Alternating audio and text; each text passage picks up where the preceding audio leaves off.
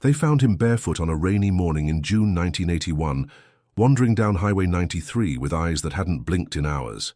His clothes were torn, streaked with mud and blood, and he kept muttering the same thing over and over, like a broken record with its needle stuck. Ashmere. No one born there ever leaves, no one ever leaves. Sheriff Mallory had seen his share of drifters and lunatics, but this one was different. He spoke with clarity, though his mind was clearly frayed. And there was something else. His skin was pale in a way that suggested not just illness, but a kind of unholy absence, like he hadn't seen the sun in decades. He was rushed to Missoula General, and the local radio picked up the story. Man emerges from nowhere, raves about lost Montana town. Within days, officials dug into public records.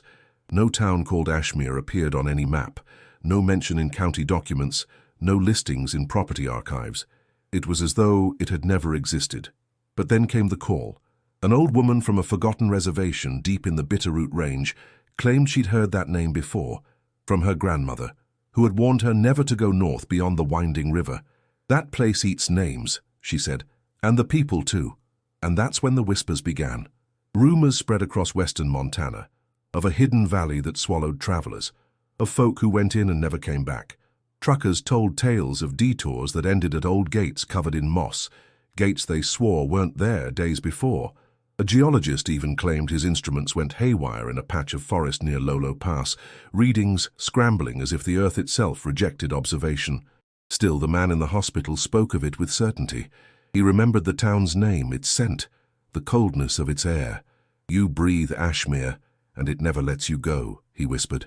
I was born there. No one born there ever leaves the valley. Doctors labeled him delusional, but one nurse, curious and kind-hearted, listened closely.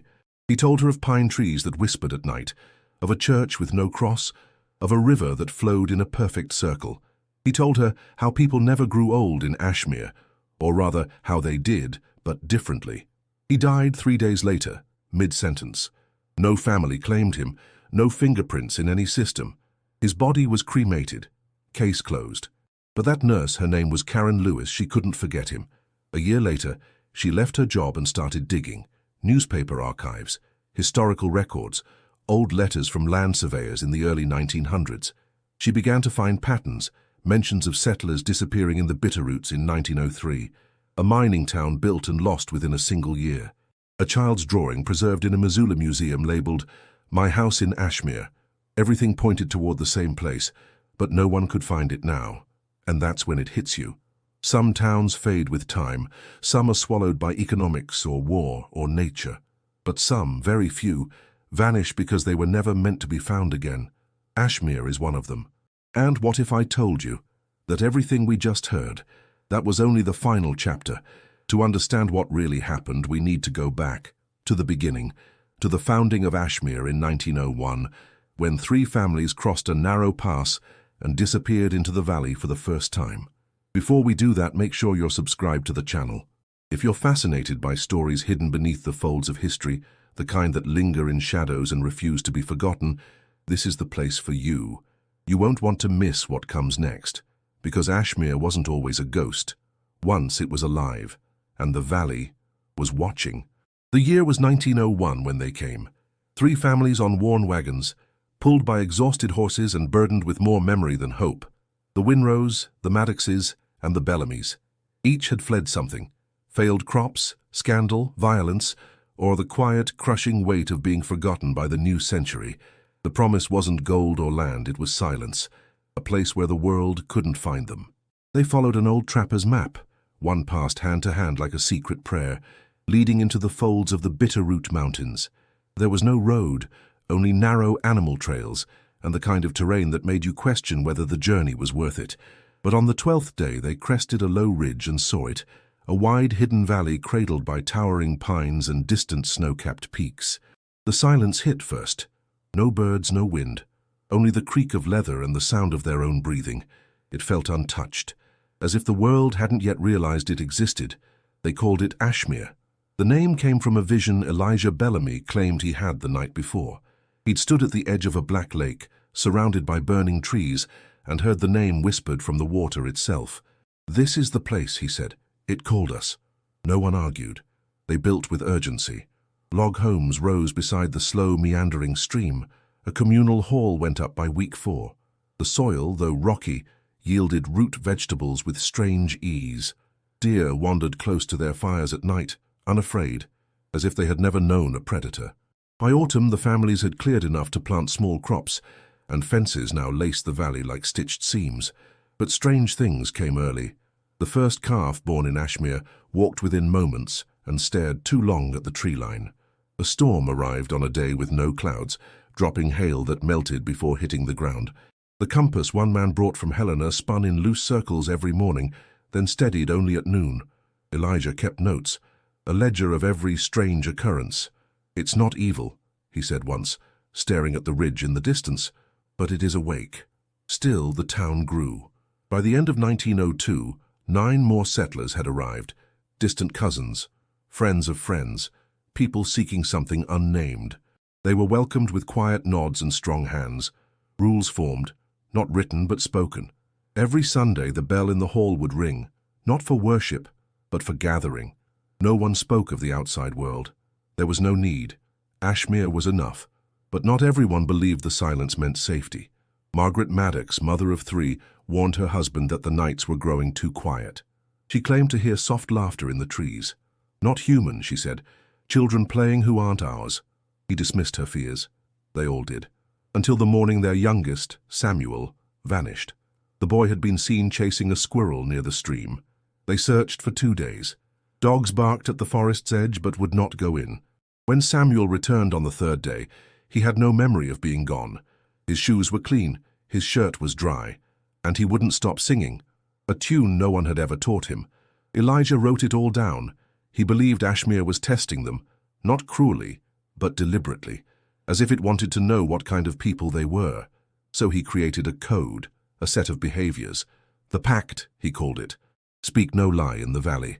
Take nothing that offers itself, and never try to leave before your time. Others followed it, quietly, without question. Ashmere was growing, but so was something beneath its soil, something that wasn't ready to be named. Not yet. Elijah Bellamy was not the kind of man you could ignore. He stood tall, spoke softly, and when he paused before a sentence, people listened harder. He'd been a carpenter, a preacher's son, and a widower by 30. But in Ashmere, he became something else, a voice that filled the silence. People trusted him. He never asked for their loyalty, he earned it. After Samuel Maddox's return from the woods, Elijah began gathering the town's families every Sunday, not just to speak, but to remember. He believed memory was the only way to survive in a place like Ashmere. "The valley wants us whole," he once said, "but it must know who we are."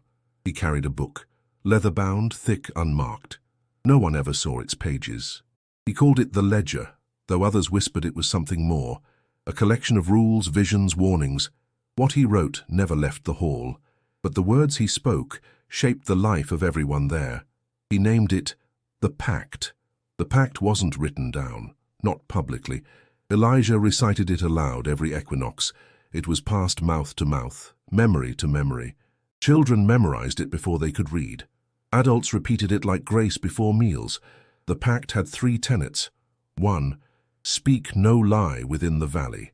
To lie was to fracture the bond with the land. Truth, even painful truth, was the valley's language. 2. Take nothing that offers itself. If an animal approached you, let it pass. If fruit fell at your feet, do not eat it. If the wind whispered a name, do not answer. 3. Never try to leave before your time. How one knew their time was never explained, but it was understood. The valley kept its own clock. Most obeyed. The rules were simple, and life in Ashmere was good. The crops grew strange but strong. Illness rarely lingered. Newborns arrived with wide eyes and calm spirits. It was as if the valley cradled them, breathing into their lungs. But then came 1919. His name was Daniel Ellis, 17, restless, the kind of boy who looked at the ridge every morning with a quiet, seething hunger. He'd been born in Ashmere, just like the rest, but something in him resisted its peace. He asked questions no one liked. Why can't we go into the deeper woods? Why do the maps show no roads to us? Why doesn't the sun ever quite feel warm? Elijah spoke with him. Twice, kindly, firmly. The valley isn't a prison, he said, But it is a promise, and promises hold weight. Daniel nodded, but his eyes betrayed him. That spring, before dawn, he left. His father found his bed empty. The dogs refused to track him. The town gathered at the edge of the ridge by noon, staring at the trees as if they might speak. They waited. They waited 2 days. On the third morning, Daniel's boots were found, clean, placed neatly at the stream's edge, his clothes folded, his pocket knife on top. His body was never recovered. That evening, Elijah rang the bell 13 times, a number never used before. He said nothing during the gathering, only stared at the ridge until the sun disappeared behind it. The next morning, he carved a mark into the foundation of the hall, 3 interlocked circles, deep and dark. No one asked what it meant, but children were told never to touch it. From then on, the pact was not just tradition, it was law. Something had watched Daniel leave. Something had responded. And the people of Ashmere understood, some for the first time, some for the 100th, that the valley was not just a place, it was a witness, and it remembered. The ridge that surrounded Ashmere rose like a crown of stone and pine, sharp and silent, cutting the valley off from the rest of the world. It wasn't particularly high, not like the Rockies beyond, but there was something about it, something that made even the bravest men in town hesitate before venturing too close. It wasn't just the terrain, it was the feeling. Many tried in the early years to map it. Elijah himself had sent 3 men to circle the perimeter and return with a full outline of the valley's bounds. They walked for days, marking trees, tying cloth to branches, laying stones. They returned 3 days later, exhausted, hollow-eyed and confused. One of them, Jonas Clay, claimed they'd walked in a perfect loop, ending exactly where they'd begun, despite heading outward the whole time. Another, Thomas Winrow, insisted they hadn't walked at all. "We just kept turning," he said, "even when we thought we were walking straight." The third man never spoke again. He sat beside his fire for the rest of his days, carving circles into driftwood, stacking them in neat little towers no one dared touch. After that, no more mapping attempts were made. The ridge was the edge of Ashmere, and everyone knew better than to question it. Then there was the river. It started in the far northern end of the valley, trickled down past the fields and homes, slow and calm, winding between rocks, smooth as glass. It was always clean, always full, never froze even in the dead of winter. But it didn't go anywhere. That was the part that bothered people the most. Rivers flow, rivers move, but Ashmere's river bent back on itself. No matter how far you followed it, no matter how many turns and forks it made, it always circled back to the place it began, near the old stone where the first fire had been lit when the settlers arrived. People tested it. Elijah dropped a wooden charm into the current, marked with the Bellamy seal. It returned 4 days later, floating gently past the exact spot he'd released it. Others tried the same. Bottles, leaves, ink-stained cloth, every item returned. The river, like the ridge, rejected exit, and yet no one called it cursed. They just learned to live with it. Children were taught never to follow the river beyond the third bend. Not for fear of danger, but because too many who did came back, strange, not hurt, not broken, just different, quiet in the wrong way. Restless at night, prone to staring out windows long after dark. One girl, Elsie Maddox, age 8, once said she'd seen herself across the water. Same face, same dress, same missing front tooth. "But she was older," she whispered, "and she didn't blink." The adults laughed nervously and called it imagination, but Elsie stopped speaking after that. By 1920, the people of Ashmere accepted the boundaries of their world. The ridge above, the river below. Both unpassable, both ancient. No signs were posted, no fences built. But the valley's edges were honored with the kind of reverence reserved for sacred things. Visitors, when they came, never stayed long. A traveling merchant named Harris brought goods one summer and vanished before autumn. His wagon was found near the southern glade. Wheels intact, food still packed. No sign of Harris. His name was not spoken again. Ashmere continued, suspended in a kind of breathless balance. It grew slowly, in people and in silence, and the land around it, ridge and river alike, remained unmoved, unchanging. It wasn't that people couldn't leave. It was that no one ever did. Not really. And perhaps by then, no one truly wanted to. Clara Maddox was born in Ashmere in the spring of 1911, during a week of fog so thick the mountains vanished. Her mother, Lydia, often said Clara came into the world without crying, just staring, wide-eyed. as if she already knew something the rest hadn't yet learned.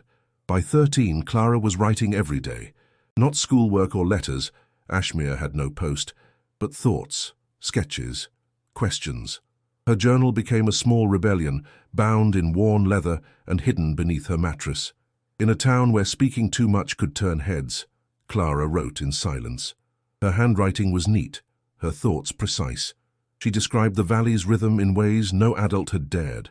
The way the air thickened before it rained, how the birds flew in patterns that made no sense, the way the forest smelled different on some days, like stone or copper or milk turned sour. Most of all, she wrote about the rules. She didn't call them the pact. She called them the limits, and she hated them. Not because she didn't believe in them, she did, but because no one ever explained why. Why was it wrong to follow the river? Why couldn't they speak of places beyond the ridge? Why, when she mentioned the world outside, did grown men go silent and stare at their feet? Her journal held no answers, but it did hold intent. In October of 1927, Clara wrote, "I want to leave, not forever, just far enough to know it's real. I want to climb the ridge. I want to see what color the sky is on the other side." She planned it carefully, mapped her steps, packed bread and apples, and waited for the harvest festival, when the town would be distracted with music and cider. No one saw her leave. She was gone for 6 days. On the 7th, a gust of wind slammed open the church doors, though there was no storm. That night, the hounds howled until dawn. And at sunrise, Clara's journal was found resting at the center of the bell tower, untouched by dust or water. No one had been inside the tower for years. It was her father, Isaac Maddox, who opened it. He said nothing to the gathered townspeople, just held it to his chest, nodded once, and walked home alone. The journal should have stopped there, but it didn't. Someone, perhaps Isaac, perhaps someone else, placed it in the communal hall behind the altar, inside a hollowed panel near the floor. For decades, it sat unnoticed, until years later, a girl named Evelyn would find it. But that's another chapter. Clara's words, preserved by time and silence, revealed more than her intentions. They captured the slow unraveling of a mind too curious for the valley's hush. She'd written of whispers at the river's curve, of shadows that moved without wind, of a voice, faint, feminine, urgent, that spoke only when she stood beneath the triple sycamores. Her last entry, written in hurried strokes, read simply, "I saw myself." She smiled, but her teeth were not mine. After her disappearance, no one ever spoke her name in public again. The Maddox family closed their windows each night and kept lanterns burning past midnight. Some say they heard Clara's laughter in the woods that winter, light, melodic, echoing in ways no echo should. Others say they dreamed of her, older, eyes wide, standing at the edge of the stream with her journal in hand, staring at the ridge, waiting. For what, no one knew. But the town understood now more than ever that curiosity had a cost, and the valley. It never forgot those who tried to leave, especially the ones who almost did. The winter of 1933 came early, and it did not come kindly. By the first week of October, snow had already buried the southern fields, and the stream near the Maddox property froze, something it had never done before.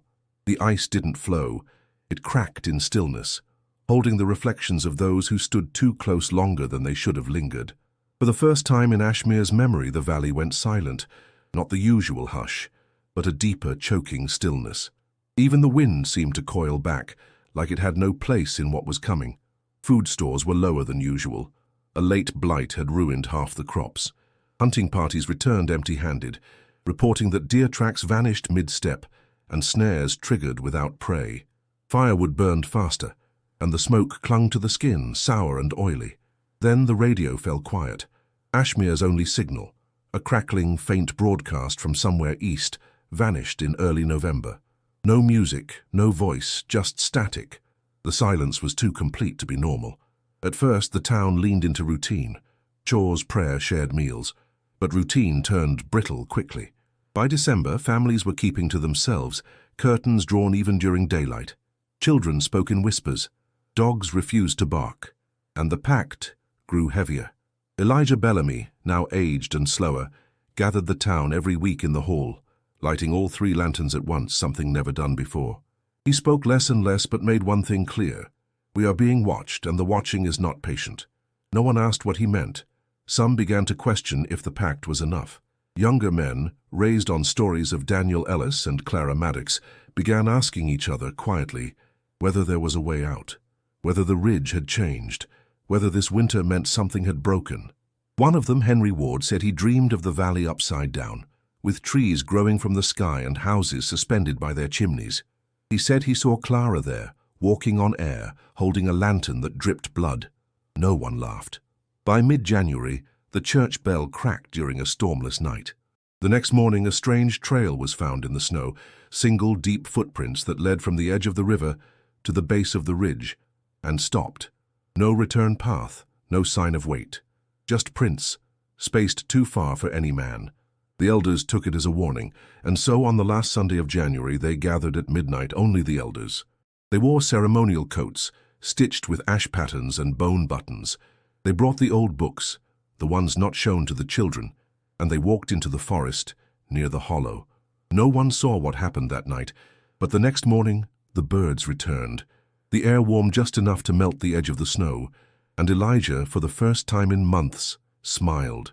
"It listened," he said. "But it wants more next time." No one asked what. He didn't live to explain. In March he passed in his sleep. Peaceful, some said. Others swore they saw his body stiffen into a shape that didn't look quite human for a moment, before softening again. He was buried in the northern glade, marked only with 3 circles carved in stone.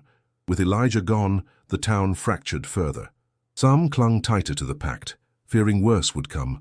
Others felt the winter had changed something irreversible, and in the shadows of their homes, in the silent hours before dawn, the people of Ashmere began to understand. The valley had always been patient, but it was no longer content. It began with the children. Late in the spring of 1934, after the long, bitter winter had passed, they started speaking of things they shouldn't have seen. First, it was whispered during chores, quiet confessions traded between siblings when parents weren't near. "I saw something," said little Josie Winrow, "in the trees. It blinked at me." Others chimed in. Not animals, not people, eyes. Glowing, not like lanterns or fire, but something softer, pale and pulsing, and always just out of reach, nestled high in the dark places of the forest, between branches that should have been too thin to hold weight. They didn't all see them at once. It came in ripples, one child after another. Descriptions varied, but the feeling was the same. Watched, followed, almost called. They didn't feel fear at first. Some even said it felt peaceful, familiar, like someone they used to know was waiting just beyond the bark. But by June, peace turned to dread. Children began waking in the middle of the night, standing by windows they hadn't opened. Parents found muddy footprints on floors scrubbed clean the day before. A boy named Samuel Clay was found at dawn sitting by the river, staring into the still water with wide, unblinking eyes. He didn't speak for a week. When asked what he saw, he finally whispered, "They were behind my eyes, looking out." The adults tried to contain it. At first they dismissed it as dreams, imagination, the lingering echo of a hard winter. But deep down, they knew. The valley had turned its gaze inward, toward its own blood. So the elders called a gathering. It wasn't held in the hall this time. It was held in the clearing near the hollow, deep in the forest, where the pines were older than memory, and the ground pulsed with the scent of wet stone and root. Only the oldest attended. The ones who remembered Elijah's quiet warnings, who had stood beside him when Daniel vanished, when Clara disappeared, when the river froze. They did not speak of what they saw there. But that night, the town did not sleep. A thick mist fell over Ashmere. Doors creaked open on their own.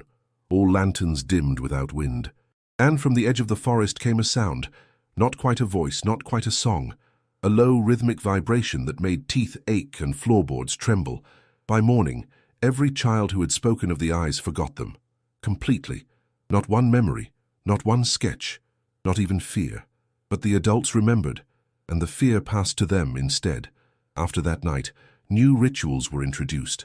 Children were to sleep with a smooth stone under their pillows, carved with the triple circle mark. Beds were no longer placed near windows. Mirrors were removed from homes entirely. The communal hall was locked and reopened only on solstice nights, lit with a fire no one could allow to die before sunrise. Whispers spread that the elders had made a trade, that the forest asked for silence in return for safety, and so the children were silenced. Gently, firmly, and without explanation. And yet, some still drew what they saw: stick figures beside tall trees, circles where eyes should be. In the margins of notebooks behind lesson slates in the ash dust near fire pits, the drawings came back again and again. Some said it was just memory echoing through their hands. Others said the eyes had never truly left. They were simply waiting to be remembered. It was autumn 1942 when the outsider came to Ashmere. He fell from the sky, literally. A low rumble echoed across the valley one morning, followed by a tearing sound that no one recognized. Minutes later, something streaked overhead, trailing smoke, and vanished beyond the ridge in the southern hills. The town held its breath. 2 days passed. Then he appeared. A young man, gaunt and limping, clothes torn and smeared with ash. He staggered down the trail toward the north field, hands raised in peace. His eyes, wild with hunger and disbelief, scanned the town as if he couldn't decide if it was salvation or hallucination. His name was Lieutenant James Rayleigh, a bomber navigator whose plane had malfunctioned mid-flight. He remembered pulling the chute. He remembered falling. Then nothing until he woke in a forest unlike any he'd seen, hemmed in by mountains that didn't match the maps he knew. He expected rescue. Instead, he found Ashmere. At first, the town received him with caution. Outsiders were rare, unheard of, really. But James was injured, and no one in Ashmere had ever turned away the broken. He was taken to the hall, given warm broth and clean linen. Evelyn Winrow, now in her teens, watched silently as her father whispered with the elders. Questions buzzed through town like flies in heat. Had he crossed the ridge? Had the valley allowed someone in? Or worse, had something else sent him? James, for his part, was full of his own confusion. Radios, cities, names like Roosevelt and Hitler meant nothing in Ashmere. The world he described might as well have been fiction. And his questions about how they survived, why there were no phones or roads, met only with tight smiles and short answers. Still, he was kind, charming. He mended broken hinges, told stories by firelight, and despite their unease, some of the townsfolk began to warm to him, but not the elders. They watched him closely, especially when he wandered. He walked the river one morning, and when he returned, his boots were soaked through but his face pale. "It loops," he said softly. "No matter which way I go, it loops." He tried again 2 days later, this time toward the ridge. He climbed for hours, made it past the low pines, and swore he saw the outside. Fields, roads, a distant train. But the moment he blinked, the view was gone. And he stood in the same clearing he'd left from, as if he'd never moved. He stopped trying after that. Then one night he asked Evelyn a simple question. "Do you want to leave?" The way she looked at him, stunned, fearful, silent, told him more than words could. The next morning he was gone, his bed empty, his boots missing, the church door ajar. No one claimed to know where he went. A search party was formed, but returned with nothing. No footprints, no torn cloth, no signs of struggle. Only a single dog tag laid neatly on the altar inside the hall. After that, his name was not spoken. Ashmere's quiet grew heavier. Children were told he'd never existed. The elders resumed the old rituals. The triple circle mark was carved again into new stones and posted by every entryway. And Evelyn? She kept the other dog tag, hidden inside a hollow log behind her home, because something told her he wasn't dead. Not yet. Maybe the valley kept him, or maybe it showed him something it didn't want anyone else to see. After James Raleigh vanished, Ashmere fell into what would later be called the Great Quiet. No one declared it. There were no ceremonies, no decrees, no new rules spoken aloud. It simply happened. Voices lowered. Songs ceased. The bell tower remained silent through solstice and equinox alike. It was as if the valley itself demanded stillness, and the people obeyed. The children who had once played in the fields now stayed indoors. School lessons shifted from stories and numbers to gardening, sewing, quiet crafts. Laughter became rare, and when it did rise, it was quickly hushed, like an unwanted wind through fragile walls. Even the animals seemed to follow suit. The deer moved silently, their eyes dull. Birds no longer called at dawn, the dogs stopped barking altogether. One by one, the old hounds simply lay down and never rose again. Ashmere's rhythm slowed, but it did not stop. Fields were tilled, bread was baked, babies were born. Life, in its simplest form, continued, but it was not the same. The pact changed. No one said it outright, but the rules grew longer, stricter. Births were now accompanied by ritual silence for the first 7 days. Names were chosen with care, guided by dreams and signs rather than tradition. The elders, now fewer older, met more frequently, not in public, but deep within the forest near the hollow. Smoke would rise from the old fire circle, curling like signals, though no one admitted what was being burned. And slowly a new belief emerged, not written, not taught, but passed through glances, hesitations, gestures, that the valley required not just obedience but attention, that it was no longer satisfied simply being followed, it wished to be served. Some took to offerings, small bowls of water left beneath certain trees, bread laid on flat stones before the new moon, hair clippings buried beneath the oldest sycamore. Others began to wear charms, twisted knots of red thread and bone, pinned to collars woven into braids, symbols of reverence, of fear. By 1950, the town looked much the same, but its spirit had shifted. The joy that once lit the harvest feasts, the dance of children beneath the bell tower, the shared stories around the fire, all had withered, but no one spoke of it as loss. They called it preservation. And then there was Evelyn Winrow. No longer a girl, she had grown into a quiet, perceptive young woman with eyes that missed nothing. She spoke little, smiled rarely, but watched everyone. She remembered James. She remembered his questions, and she remembered the way the valley had responded. She kept Clara's journal hidden beneath a loose floorboard in her room. She read it often, and as the great quiet deepened, she began to see what no one else dared admit, that the silence wasn't keeping them safe. It was keeping them small. She wrote her own thoughts in secret. She tracked the symbols carved on trees. She memorized the patterns of the smoke from the hollow. She collected stories whispered by the elders when they thought no one listened. Phrases like the first voice and the binding root, hints that the valley hadn't simply chosen them, but had once been bound to them, that something had shifted. And if it could shift once, maybe it could again. But she told no one, because in Ashmere, now more than ever, even a question could be dangerous. And silence was no longer just survival, it was submission. Evelyn Winrow was 20 when her questions began to burn louder than her fear. She'd lived her entire life under the weight of the pact.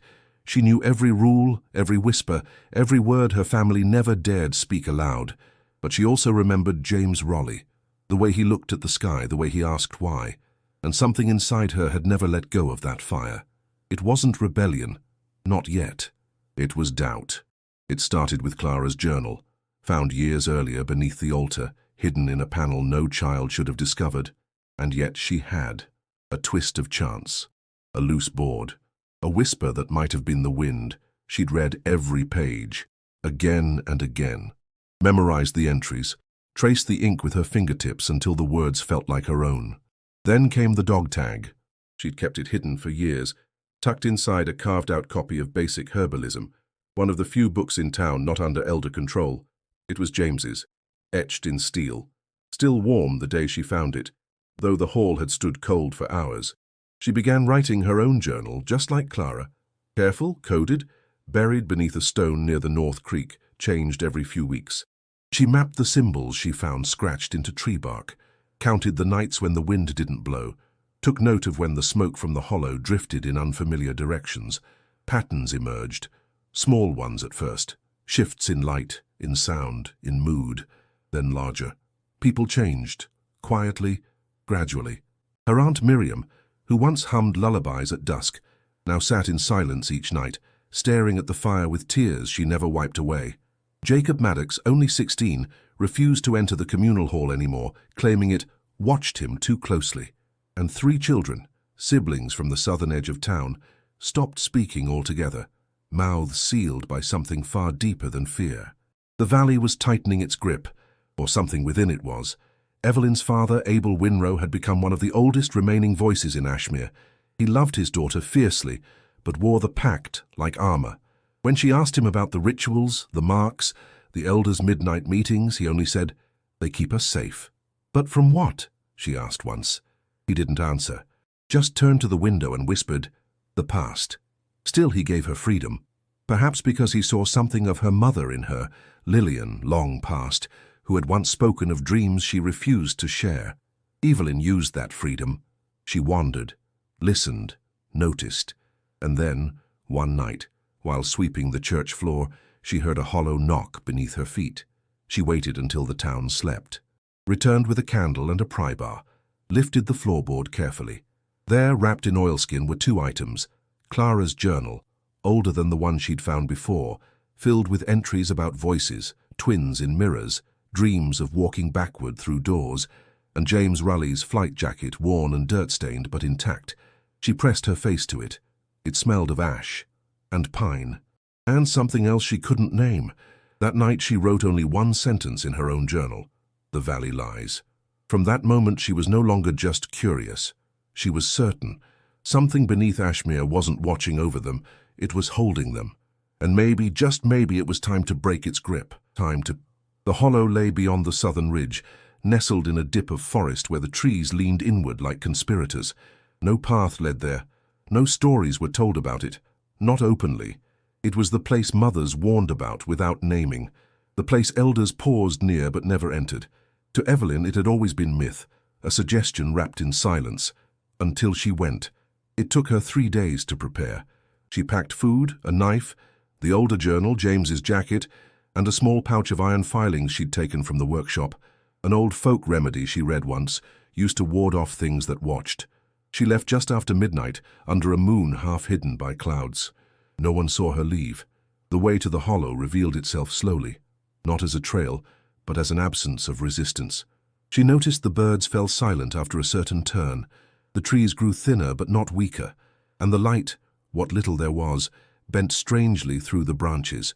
She knew when she had arrived not by sight, but by breath. The air changed, thicker, colder, sweet but not pleasant, like overripe fruit left too long in the sun. Her steps softened as the moss beneath her feet deepened, swallowing sound. A ring of stones emerged in the clearing, worn smooth, arranged in an uneven circle around a shallow depression in the earth. The hollow. She stood there for a long time, watching, listening. No wind moved, no animal stirred. Even her heartbeat seemed muted. And then she saw them. Symbols, carved into the stones. Not letters, not language. Something older, circular, intersecting. She recognized the triple ring motif, but here it was, part of something larger, something more intricate. She traced one with her finger. It was warm. Then she noticed the bones, small ones, carefully arranged in the center of the hollow. Bird, rabbit, something else she couldn't name. Some old, some not. No sign of violence, no signs of rot, just clean, dry, placed with reverence. She knelt beside them and opened Clara's journal. The final pages described the hollow in broken lines and half-thoughts. It remembers the first blood. To stand here is to be counted. The earth has a mouth and we fill it willingly. Evelyn looked down. The depression wasn't just a low spot in the ground, it was a bowl, dug intentionally, lined with dark stone. Something had been placed in it, over and over again. Offerings. She felt her stomach tighten. Suddenly, the air shifted. A breeze, sharp and quick, rustled the edge of her hair. Her candle flickered and died. From the trees came a sound, soft, scraping, like something large brushing bark with care. She did not run. She stood. She reached into her pack and pulled out the iron filings, scattering them in a ring around her feet. The sound paused. The air stilled, and something whispered. Not a word, not a voice, but a thought pressed into her mind like a thumb into clay. "You are not the first." She gritted her teeth, spoke aloud. "What are you?" Silence. Then, "Bound," she asked. "To what?" "To promise." Her voice trembled. "Can it be broken?" No answer, just wind.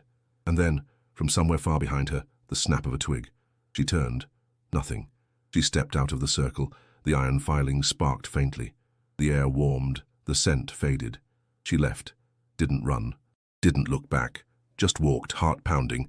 Every step a prayer not to vanish. When she returned to Ashmere before dawn, she didn't speak. But she knew. The hollow was the beginning. And to undo what held them, she'd have to return. Not alone, but with the truth. Evelyn waited 6 days before making her move. She said nothing of the hollow. Not to her father. Not to the elders. Not even in her journal. Silence was armor now, and she wore it carefully. But inside something had shifted. The valley's truth no longer pressed down on her. It pulled, thin and sharp, like a thread in a fraying seam.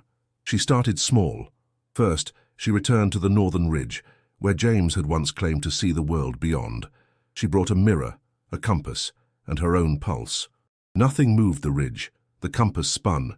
But in the mirror, just for a second, the sky looked wrong, redder, wider. She blinked. It was gone. She moved on. Second, she visited every elder under some excuse, delivering herbs, tending lamps, asking questions she pretended were for learning. Their eyes were heavy, tired. Some looked past her when she spoke, as though listening to something older than her voice. But one, Elias Clay, gripped her wrist when she asked about the first pact. He whispered, "It wasn't ours to begin with," then let go. On the seventh day, she returned to the hollow. But this time she wasn't alone. She brought Jacob Maddox, only 17, but restless, sharp-eyed, and already questioning the world he'd been told to obey. He'd read parts of Clara's journal. He'd seen Evelyn watching the smoke. When she asked him, he said yes without hesitation. They left at dusk. At the hollow, Evelyn traced the old symbols with a blade of ashwood, whispering each word Clara had written, then her own. Jacob stood guard, holding the pouch of iron filings, eyes darting between trees. The air thickened, not hostile, but alert. Evelyn stepped into the stone circle. This time she did not whisper. She spoke. "I was born here, but I am not yours." Silence, then a hum. Low, deep, like earth shifting beneath skin. Jacob dropped the filings in a wide arc. Evelyn opened James's jacket, pulled the dog tag from her pocket, and placed it in the center of the hollow. Then she added her own blood, just a drop, from a blade she'd hidden in her sleeve. A wind rose, fast, chaotic. The trees bent backward. The stones glowed faintly red. A voice clear this time echoed through her mind. Promise broken. Circle torn. Jacob stepped back. Evelyn stood firm. She asked, "What are you without us?" The answer came as a scream, but not from the forest, from the valley. A pulse of sound so vast it shook the ground. In the distance, they heard a bell, long, silent, ring once, then again. The valley had heard her, and it was not pleased. They ran, branches whipped past them. The path shifted beneath their feet. For a moment, the trees rearranged, trying to close, to confuse, but Evelyn held her focus. They burst from the woods before dawn, collapsing in the field behind the old mill. The sky above Ashmere had turned copper, and from every house, light poured out, windows wide open, doors unlatched. The town had woken. It knew something had changed, and it feared what came next. Evelyn had broken the circle. But the valley hadn't let go. Not yet. The valley answered. 3 days after Evelyn broke the circle, the river rose. It didn't happen with storm or warning. There was no rain, no melting snow. One morning, the stream that once curved gently through Ashmere surged beyond its banks, pulling soil and stone with it. Fences cracked, chickens vanished. By afternoon, the lower fields were under 2 feet of water. The townsfolk gathered in silence. Some blamed the season, others whispered that it was punishment, but none denied the change. The air itself buzzed now, a high, barely audible frequency that made sleep elusive, and thoughts fractured. The fire came next. It began in the bell tower. No lightning, no spark. Just a burst of flame at dusk, curling upward from the old wood, as if ignited from within. The bell, which had remained untouched since Elijah's time, let out a final, thunderous clang before tumbling into the floor below. People ran to extinguish it, but the flames didn't behave like fire. They moved slow, deliberate, almost thoughtful, licking at the walls without spreading, as if tasting the past before choosing what to consume. By morning, the church was gone. All that remained was ash and the stone base where Elijah had once carved the triple circle. The mark was still there, but it had split, cracked right down the middle. That same day, the whispers returned. They came not from the woods, but from the fields, from wells, from within walls. Words in no known tongue, layered like chords sung through smoke. Children clutched their heads. The elderly wept without knowing why. And then the visions began. People saw those who were gone. Clara standing in the fog, hair tangled, eyes wide and clear. Daniel Ellis barefoot on the ridge, holding a branch in one hand, his other outstretched. James Raleigh kneeling by the river, whispering to it, as if apologizing.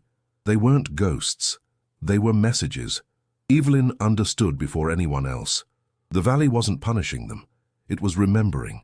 The pact had always been a mirror, reflecting the will of those who believed in it. And now that belief was fractured. The power holding the valley still had cracked, and the truth was seeping through. The elders called an emergency gathering. Some demanded a return to the old ways, sacrifices, silence, the resumption of rituals long buried. Others, including Evelyn's father, stood firm. No more hiding, Abel said. No more fear passed down like heirloom blankets. If the valley demands obedience, let it take me first. But the valley didn't take Abel. It took the hall. That night, as the debate raged, a tremor shook the town. Books fell, lamps shattered, and from the earth beneath the communal hall came a deep groan. The ground split. The hall collapsed inward, not outward, sucked down like a stone into water. Dust rose like steam, and for a long moment the town could only watch. Then came the scream. Not human, not animal. It came from below, and it kept going, long after the dust settled, long after the ground cooled. Evelyn stood at the edge of the crater. She felt no fear, only certainty. The pact was broken, and what had been bound beneath Ashmere was waking, not angry, not malicious, but vast and hungry. The valley did not sleep after the scream. Ashmere remained still but not quiet. Beneath every breath, every rustling leaf, every creaking board, there was movement, like the heartbeat of something vast and newly awake, pulsing just beneath the surface. People began to change, not physically, not yet, but the way they looked at each other, hesitant, uncertain, said everything. The pact had broken. The rituals had failed. The familiar boundaries of faith and fear had dissolved. For the first time in generations, the people of Ashmere felt untethered, and the land knew it. Trees leaned in unnatural directions. The river no longer looped perfectly. It stalled in places, pooled where it never had before. Animals that had once passed through the valley vanished entirely. And the sky, softly red for days, now shimmered with a dull, constant glow, as if dusk had been stretched into eternity. Evelyn knew time was running short. She returned to the hollow alone. Jacob had grown distant, afraid. He refused to go back. She understood, but she couldn't stop. Inside the hollow, the stones had changed. The symbols were no longer still. They pulsed, dimly, like breath. And the bones, those careful little arrangements, were gone. In their place lay a single large root, black and coiled, rising slightly from the ground like a question mark. She stepped into the circle and spoke aloud. I broke the circle. What now? The air thickened. The voice returned, no longer a whisper. You must choose. Choose what? Let the valley consume itself. Or give it a voice. She shook her head. I don't understand. But she did. The pact had been a seal, not just an agreement. A living contract between the settlers and something older than language. Not evil, not divine, but real. The kind of force that shaped things by watching them. The kind that needed intention. And now that the intention had fractured, the valley no longer had shape. It needed a new one. It needed her. She stepped forward. The root twitched. Will it end if I speak? She asked. Not end. Begin again. Her mind filled with visions. The first settlers, hands bloodied, burying something at the heart of the hollow. Elijah Bellamy standing at the ridge with tears in his eyes, whispering promises to the earth. Clara, looking into a mirror that didn't show her reflection. James Raleigh screaming silently as the trees closed around him. All of them had touched the truth. None of them had the strength to carry it. Until now. Evelyn took the root in both hands. It burned cold. Her skin split at the fingers, but she held firm. She said the words aloud. Clara's final line, written in haste years ago. I am not yours, but I will speak for you. The root pulsed once, then shattered into dust. The ground beneath her feet sighed, and the air cleared. For the first time in her life, the valley breathed with her, not through her. The weight lifted, not fully, but enough. And the ridge opened. Not with sound, not with violence, but with light. A soft crack between two trees, wide enough for one person to pass through. She turned back once. Ashmere stood silent in the distance, watching. She stepped forward, and the valley did not stop her. She crossed the ridge on the last day of summer. No trumpet sounded, no heavens split. Just her footsteps, one after another, until the trees behind her thinned and the slope beneath her feet gave way to unfamiliar ground. When Evelyn stepped into the world beyond Ashmere, it didn't welcome her. It simply was. She followed an old mining road until she reached a town she'd only ever read about, Hamilton, Montana. The people stared. Her clothes were dated, her eyes too sharp for her age. She gave a false name and asked to see a map. Ashmere wasn't there. She didn't expect it to be. The valley had opened for her, but only her. Whatever had held the place in stasis was broken, or perhaps sealed anew in a different way. She didn't need to understand it fully. She'd lived it, and now she carried it. In 1981, she told the story for the first time. An old woman now, white-haired, sharp-minded, sitting in a diner off Highway 93, she told it to a young folklorist collecting regional myths. He laughed politely until she pulled out the dog tag. James Raleigh. Serial number still clear. Rusted, but real. She said nothing more. Just left the tag on the table and walked out into the morning sun. He never found her again, but he found enough. Enough records, faint and faded, from old census logs that mentioned Ashmere Township with no location listed. Enough letters in a private archive that spoke of a preacher named Bellamy, of fields that yielded strange harvests, of a girl who vanished and returned with songs not of this earth, and of a pact, always the pact.